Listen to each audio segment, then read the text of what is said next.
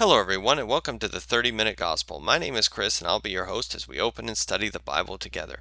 I'll be reading from the King James Version, but you can feel free to read whichever translation that best suits you. I would just recommend that you have a version that does not delete verses from God's holy word. Each video will be a biblical teaching of 30 minutes or less. My material is completely 100% free, so you can share these videos with family members, co-workers, friends, or anyone you know who either needs to hear the Word of God or wants to study in a casual setting. The gospel is free to all, so I will not accept any donations, gifts, or beg viewers for money. Please give to your local church or a Christian organization of your choosing. You can reach out to me with questions or comments at 30minutegospel@gmail.com, but please keep your message respectful and cordial. Please remember to hit the like button and subscribe to my channel if you enjoy the Christian content presented here. You can also follow me on Facebook at 30 Minute Gospel with Chris. Well, welcome again, everybody. We are continuing our study. Excuse me, let me just adjust the camera. We are doing another study, continuing the study on King David, um, a a terrible judge. Okay, and we've talked about this. And basically, what this study is about, to just kind of reiterate, is how David, even though he was a man after God's own heart, and he led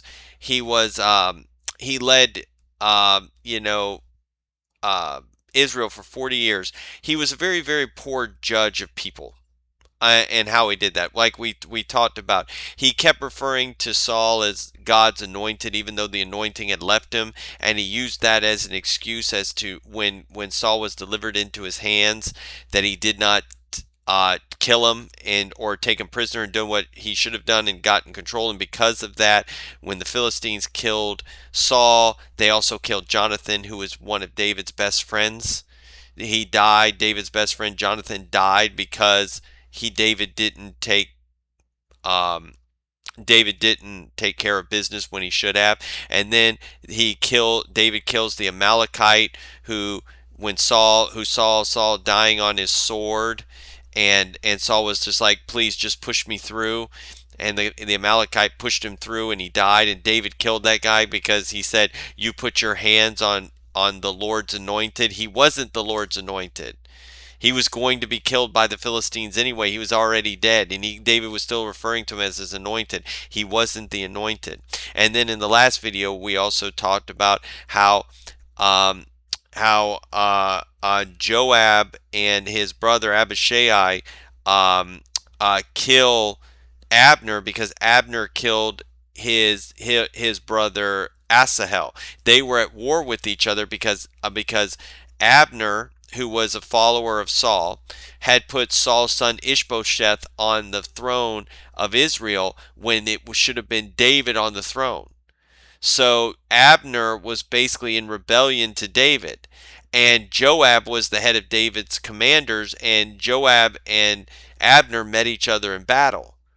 And so Abner killed Asahel, his brother.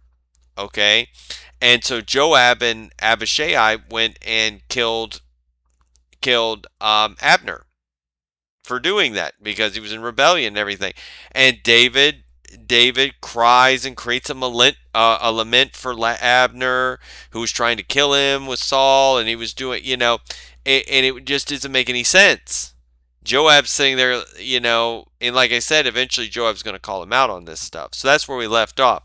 Now, in 2 Samuel chapter 5, verses 5 and 6, it says this. This is where we left off. It says, let me see here. 2 Samuel 4, 5 through 6. I'm sorry. 2 Samuel 4, 5 through 6, it says this.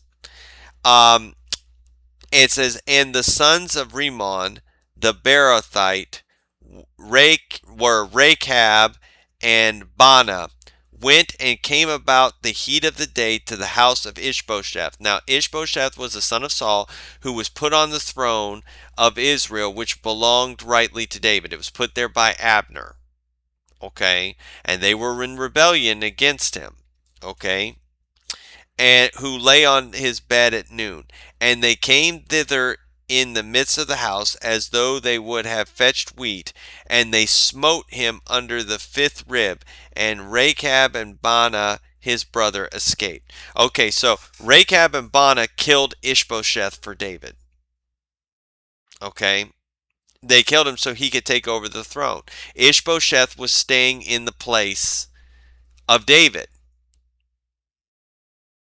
So they're trying to help David get to the throne so he can take over the kingdom. But then it says in 2 Samuel 9 through 12, it says, after they told him that they had taken Ishbosheth's life, David said this. It says, and David answered uh, Rechab and Baanah his brother, the sons of Rimmon the Beerothite, and said unto them, as the Lord liveth, who hath redeemed my soul out of all adversity, when one told me, saying, behold, Saul is dead, thinking to have brought good tidings, I took hold of him and slew him in Ziklag. That's the Amalekite. And it says, Saul is dead, thinking to have brought me good tidings, I took hold of him. He told him Saul is dead. Why? Because Saul was almost dying. He just pushed him to finish the job off, and David killed him, which he probably shouldn't have done. Okay? Who thought that I would have given him a reward for his tidings? How much more when wicked men have slain a righteous person in his own house? Who said Ishbosheth's righteous? David's making that claim. Ishbosheth is the son of Saul, who is in rebellion because he is the king. And he's calling these men wicked. Why isn't Ishbosheth wicked? He's declaring him righteous, not God. You see? In his own house, on his own bed. It says, shall I not therefore now require his blood of your hand and take you away from the earth? And David commanded his young men, and they slew them, and cut off their hands and their feet, and hanged them up over the pool in Hebron. But they took the head of Ishbosheth and buried it in the sepulchre of Abner in Hebron. You see, this is the one thing. These are the enemies. Saul was an enemy of David, and he treats Saul like gold when he dies. They retrieve his body and they bury it for him. Abner, he creates a lament and buries him. Abner is in rebellion against David. Ishbosheth is in rebellion, and he's treating them well, while the people he's trying to help out, he's condemning and killing some of them. That's not a good judge of character.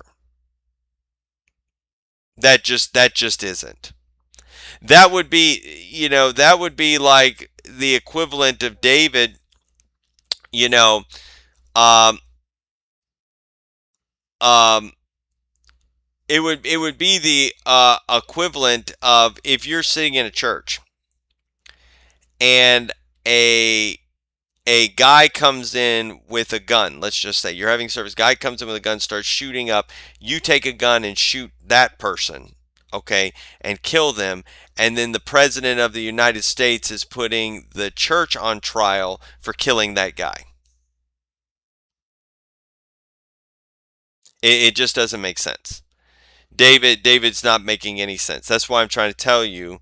Um, David makes bad decisions.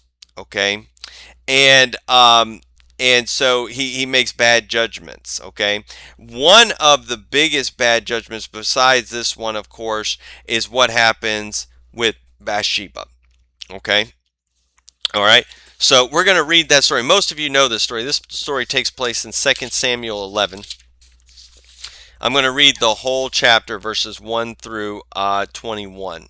Okay, chapter 11, it says this, okay, in 2 Samuel chapter 11, verse 1, it says, and it came to pass after the year was expired, at the time when kings go forth to battle, that David sent Joab and his servants with him, and all Israel. It says, when the kings go forth for battle.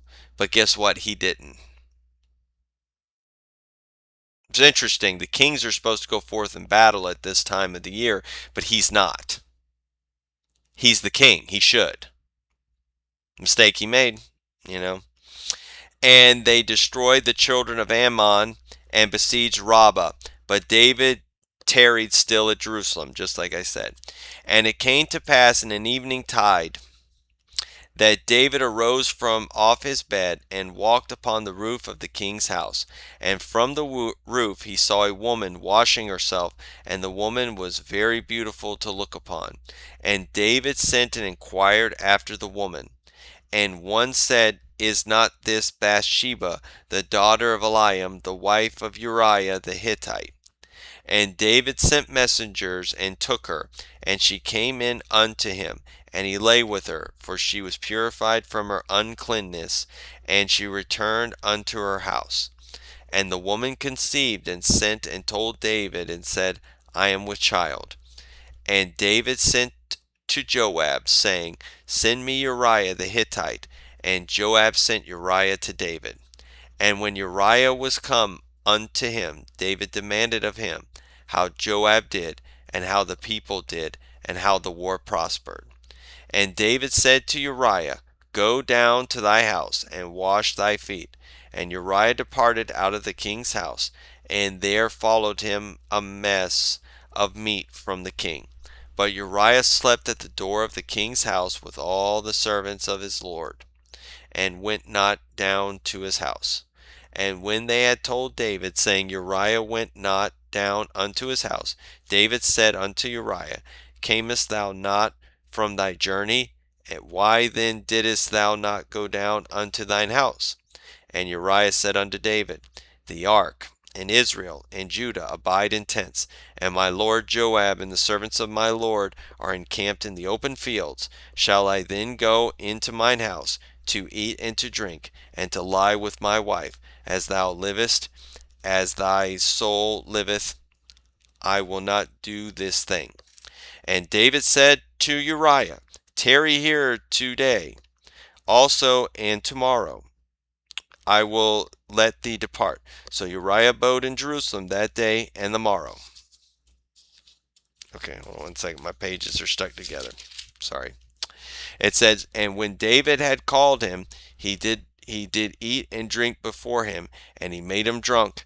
And at even he went out to lie on his bed with the servants of his lord, but went not down to his house. And it came to pass in the morning that David wrote a letter to Joab, and sent it by the hand of Uriah. And he wrote in the letter, saying, Set ye Uriah in the forefront of the hottest battle, and retire ye from him, that he may be smitten and die. And it came to pass, when Joab observed the city, that he assigned Uriah unto a place where he knew that valiant men were. And the men of the city went out and fought with Joab, and there fell some of the people of the servants of David, and Uriah the Hittite died also. Then Joab sent and told David and all the things concerning the war, and charged the messengers, saying, When thou hast made an end of telling the matters of the war unto the king, and if so be that the king's wrath arise, and he say unto thee, Wherefore approached ye so nigh unto the city when ye did fight? Knew ye not that they would shoot from the wall? Who smote Abimelech the son of Jerubasheth? Did not a woman cast a piece of millstone upon him from the wall, that he died in Thebez? Why went ye nigh the wall? Then say thou, Thy servant Uriah the Hittite is dead also. Okay, so most of you know this story. David walks on the roof, just kind of talking about this. He walks on the roof. He sees Bathsheba. He takes her. Now, there's always been debate about whether David raped her or whether she went willingly. We don't know the answer to that. My thing is, I don't really know. My guess is David kind of forced her into it. That would be my guess, but I don't know. Maybe Bathsheba went willingly. I don't know. And so she gets pregnant.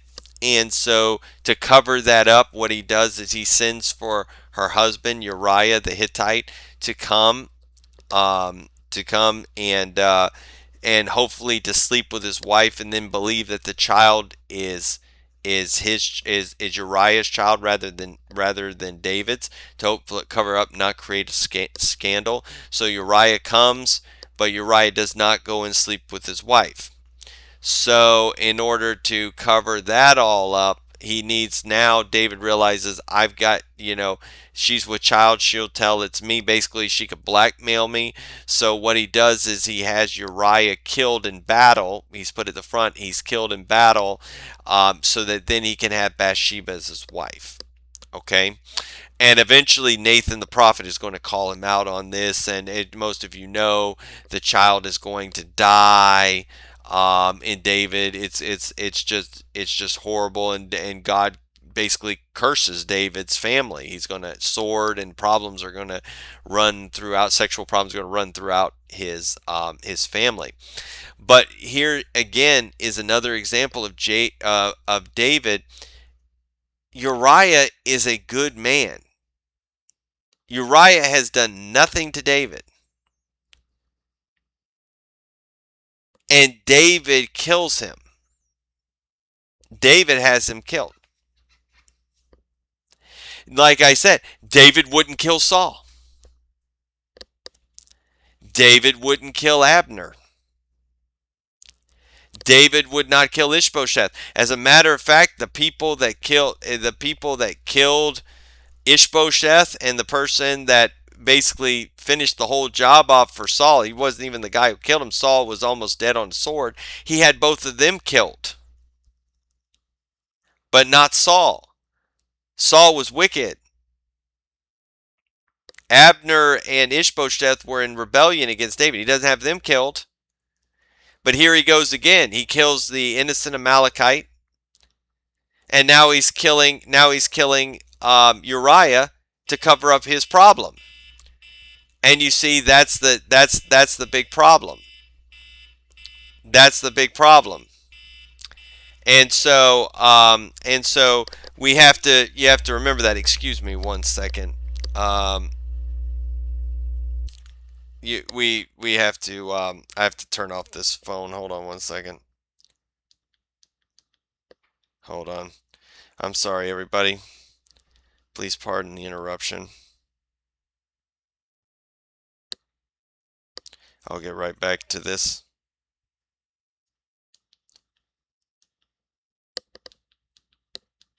Okay, we'll turn that off. Okay.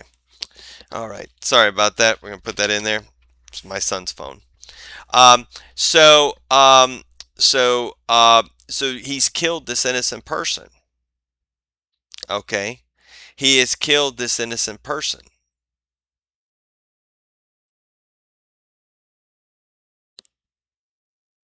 You see, this is what I'm trying to say. He's a terrible judge of people. He doesn't cry over Uriah's death. He doesn't lament about, oh, we got to send this, we got to dress an ashcloth for Abner or anything. No, he's kind of like, good, now this is my wife. Terrible judge of person. This is more examples of it. And one of the worst examples is this. Okay, and I'm going to read this. I'm sorry for this. This happens in 2 Samuel chapter 13, verses 1 through 20. We're going to talk about this. This deals with his son Amnon. Okay, Amnon. It says this. Chapter 13, it says, and it came to pass after this that Absalom, the son of David, had a fair sister, whose name was Tamar, and Amnon, the son of David, loved her. And Amnon was so vexed that he fell sick for his sister Tamar, for she was a virgin. And Amnon thought it hard for him to do anything to her. But Amnon had a friend whose name was Jonadab, the son of Shimeah, I guess that's David's brother. And Jonadab was a very subtle man.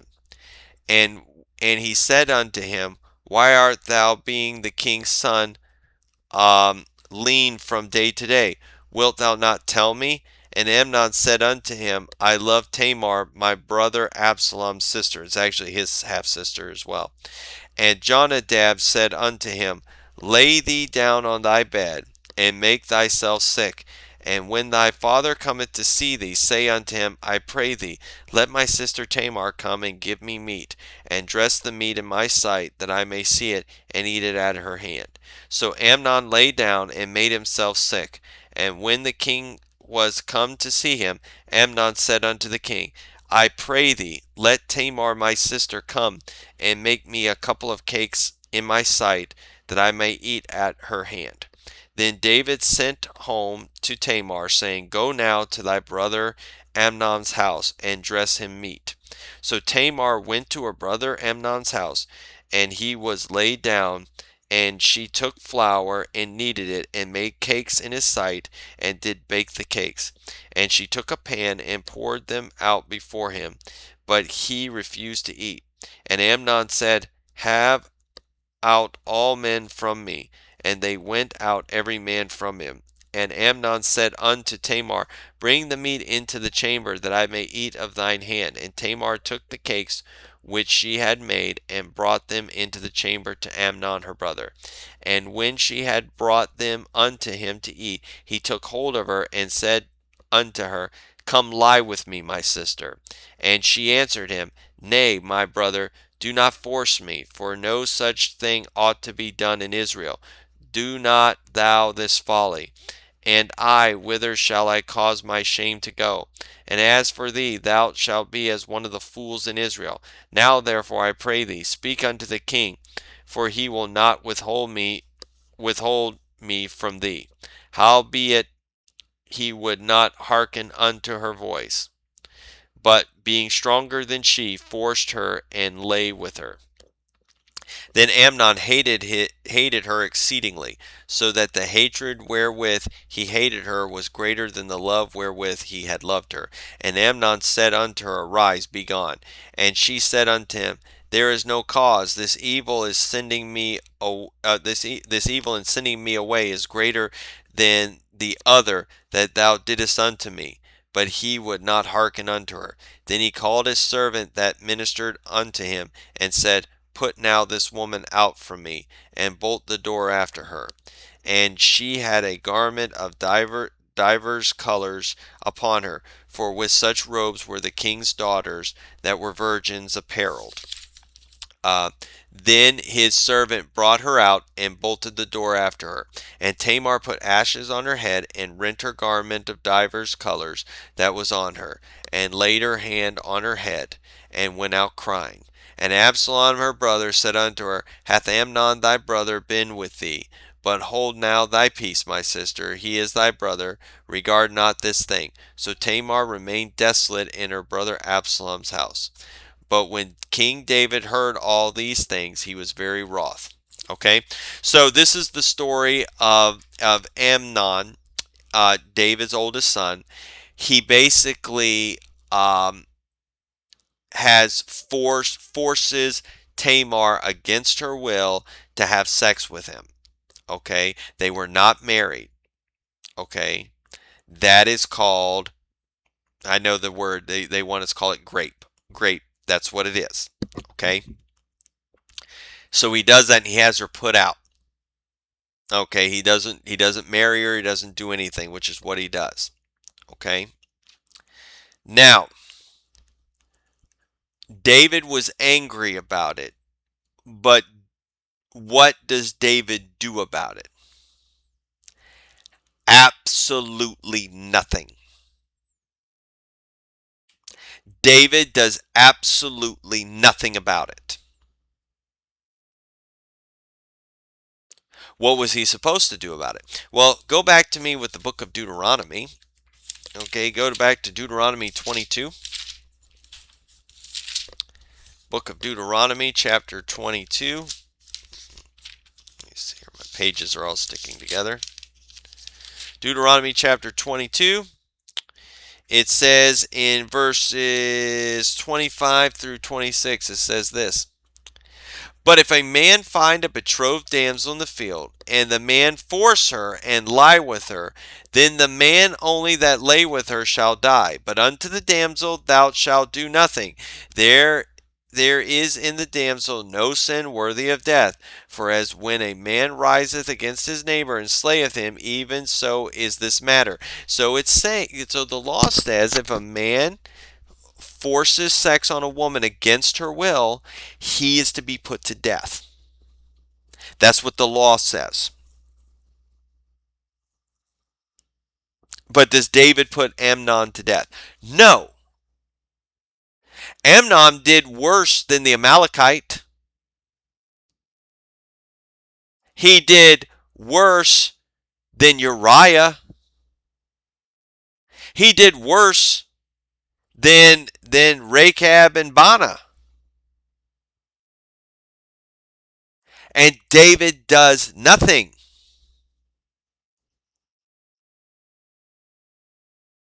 Amnon should be good. All he says is he's angry, but he does not put Amnon to death.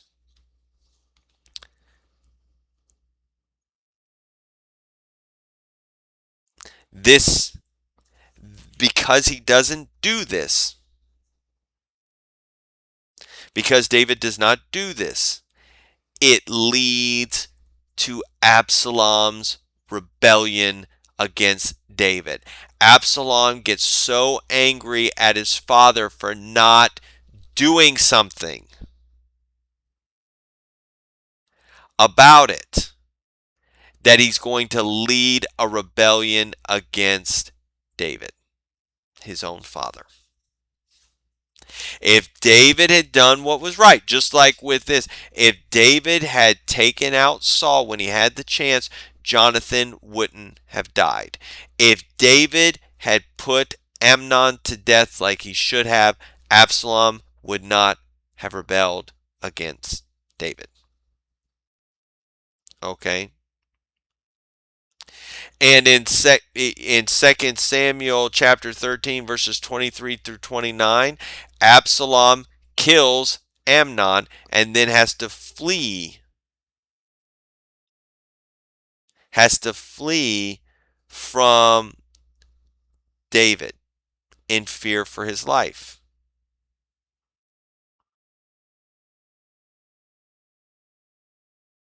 And I want y'all to see this. 2 Samuel chapter 13. Chapter 13, verse 36, it says this. After Amnon had been killed, it says, "And the soul of King David longed to go forth unto Absalom, for he was comforted concerning Amnon, seeing he was dead." Okay? David basically, I'm sorry, that was 39. 36 says, "And it came to pass," I'm sorry, I read the wrong verse. It says, "And it came to pass as soon as he had made an end of speaking, that behold, the king's sons came and lifted up their voice and wept. And the king also and all of his servants wept very sore for Amnon." David is weeping for a son who raped his own sister and David's daughter, and he's weeping for her. Don't you think, or weeping for him? Don't you think this angered Absalom?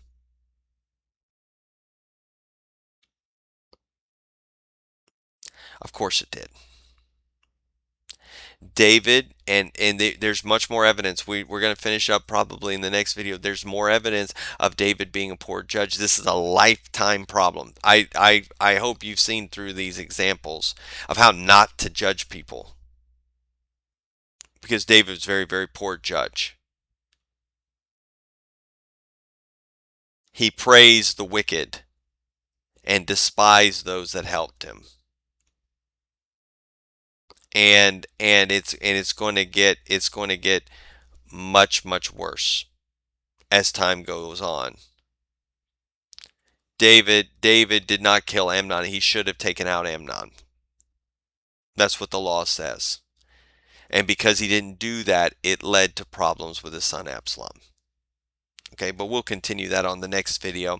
I thank you all for tuning in today again, and I will just leave you with this. Remember, just as Theodore Roosevelt once said, a thorough knowledge of the Bible is worth more than a college education. God bless you all.